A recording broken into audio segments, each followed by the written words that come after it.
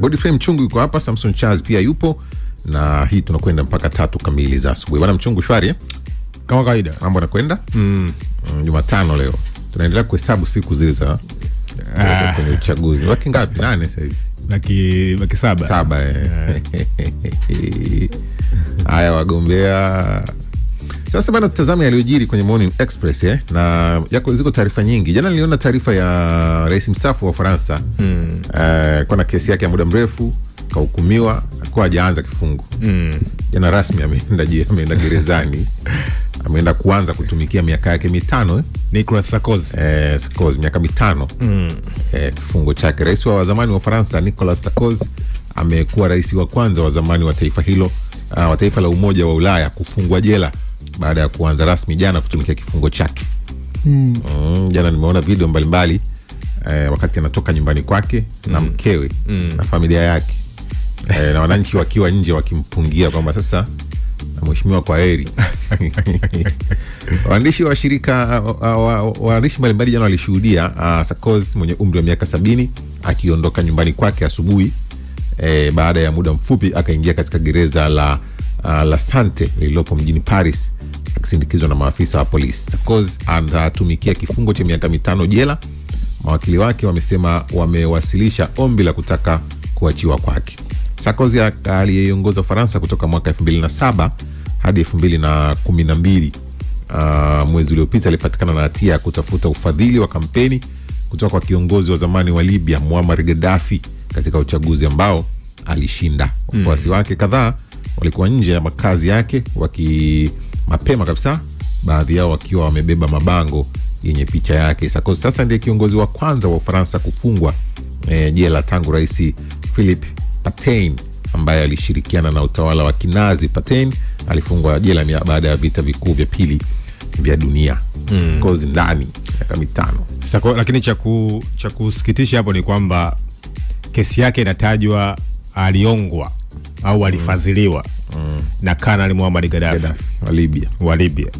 Ambaye Kanali Muammar Gaddafi kutazama mwaka ule 2012 aliuliwa, unaweza kusema aliuliwa mtaloni na vikosi vya NATO. Sasa fikiria kiongozi wa nchi za Kiafrika alikuwa anazifadhili chaguzi za nchi za Ulaya. Na historia ukitazama ya Nicolas Sarkozy na uhusiano wake na Kanali Muammar Gaddafi, unatajwa kwamba Gaddafi alikuwa ana uhusiano mzuri na viongozi wengi ukitazama wa nchi za magharibi. Lakini nchi za magharibi walikuwa na mtemu kwamba ni kiongozi ambaye alikuwa anakandamiza demokrasia. Kwa hiyo wakamtaja kama ni dictator. Na ukimtazama Gaddafi ni kiongozi ambaye anaingia katika historia katika kile ambacho kinachoitwa Arab Spring. Arab Spring ilikuwa ni vuguvugu la mabadiliko ambayo ilitokea nchi za Kiarabu. Ilitokea miaka ya 2011, 2010 mpaka mwaka 2012. Liliondoa viongozi wengi ambao wamekaa madarakani takribani miaka 30. Waliondoka kina Hosni Mubarak, wakina Zen Ali kule Tunisia wakaondoka, Gaddafi akaondoka. Mtu ambaye aliponea chupuchupu ni yule Bashir al-Assad ambaye ameondoka mwaka huu hapa baada ya mapinduzi. Kwa sasa Gaddafi ni kiongozi ambaye cha kwanza alikuwa ni kiongozi ambaye ni strong katika Afrika, na alikuwa ukitazama anaiambia Afrika iweze kujitegemea. Yeye alikuwa anaamini katika kutengeneza United States for Africa. Sasa Nicolas Sarkozy mwaka 2007 vile ana historia tamu sana, kwa sababu huyu naye ndo aliwaambia kabla aliingia madarakani mwaka mmoja, miezi michache baadaye kilifanyika kikao katika mji ambao unaitwa Bucharest katika nchi ya Romania. Huyu ndo aliwaambia kipindi kile kina Chancellor Angela Merkel na kina George Bush kwa jamani, huu mpango wetu wa kutaka kuingiza Georgia na Ukraine NATO utakuja kupelekea hata hatari ya vita ya 3 ya dunia.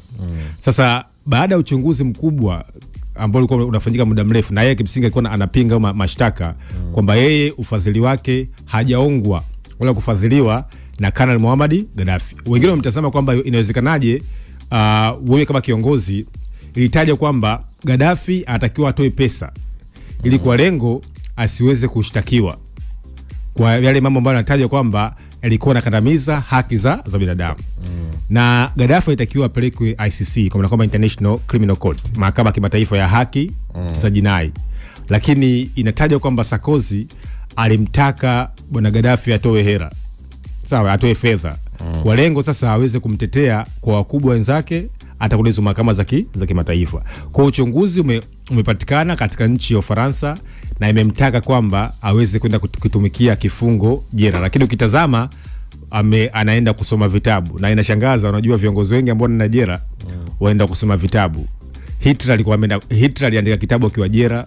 Tumeshuhudia viongozi wengi wa Kiafrika wakienda jela na kusoma vitabu, na Sarkozy vile vile anaingia katika lindi la viongozi ambao wakiingia jela wanasoma vitabu. Kwa sasa imepelekea vile vile mitafaruku mikubwa, kwa sababu kiongozi wa Ufaransa maana ni kwamba ana kinga ya urais sasa hivi. Anaweza kushtakiwa. Kwa sasa atatumikia kifungo cha miaka 5 jela, lakini yeye anasema kwamba anayefungwa hapa sio rais, bali ni mtu ambaye ana hatia kwa makosa ambayo ameyafanya. Niko namsikiliza ukisoma taarifa ya mkuu wa gereza, anasema atakuwa kwenye eneo lake peke yake. Kwa sababu ya hadhi yake tofauti na wafungwa wengine. Lakini pia ataweza kutumia uwanja wa kufanya mazoezi mara 2 kwa siku akiwa peke yake kwa sababu za kiusalama. Yes. Lakini jela ni jela tu. Jela ni jela hata ukiekwa uani kwa sababu huna uhuru. Of course, lakini mimi jana anasema atakuwa na televisheni. Atakuwa nafuatilia. Atalipia, akiweza kulipia euro 14 kwa mwezi.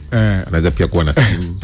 Anaweza kupewa simu pia akawa na wasiliana. Wanamtreat kama presidential. Kimsingi ukitafsiri maisha ya jela za Ulaya utasema ni tofauti na maisha ambayo mtu ambaye hana kazi Afrika na atamani. Jela za Ulaya. Unaweza kahisi ni utani. Lakini kwa mtu ambaye unapewa TV, unapewa nini, unapewa kama tu umepanga, kwa sababu analipia. Nika umepanga. Unalipia, unapewa TV. Sasa uhuru hauna. Unalipia, unapewa mazoezi.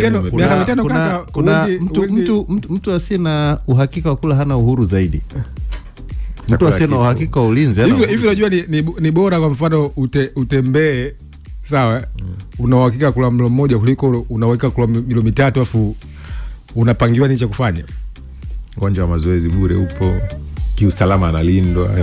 Wanatumia internet, atatumia simu. Wewe unatamani maisha ya Sarkozy? Sio mimi. Sio mimi nimekwambia.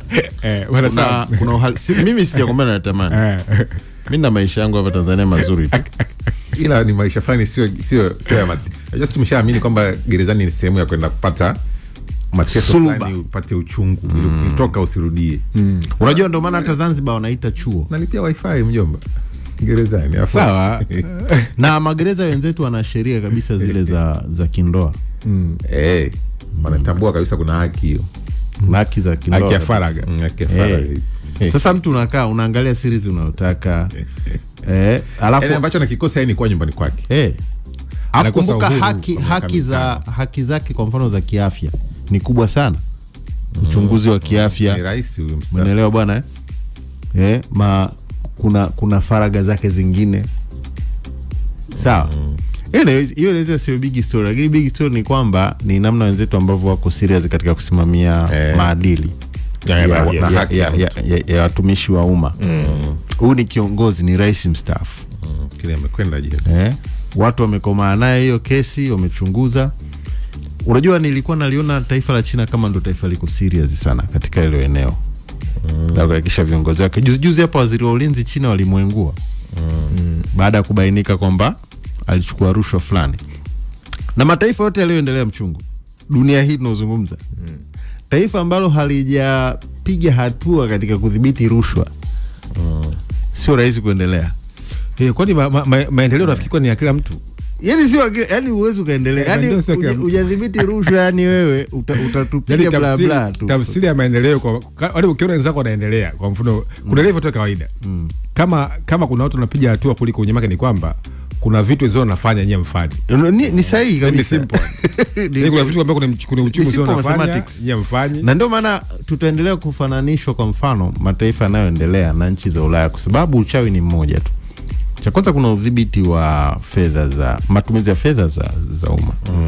Ambapo nisikia ripoti moja kiongozi wetu alikuwa anafoka, anasema hivi unaitafuna nchi yako wewe mwenyewe? Ripoti ya CAG ilipotoka. Umeelewa bwana? Kwa maana kwamba kuna fedha ambazo ukizipigia mahesabu unaona kabisa zinafanya jambo fulani. Na ndio maana kuna wagombea urais sasa hivi kwenye uchaguzi huu wanaahidi vitu sinaona ni vya ajabu. Yes, naona viwezi vikatokea. Ukikaa na mgombea kwa mfano Ada Tadea anakwambia yeye amefanya kazi serikalini, Georges.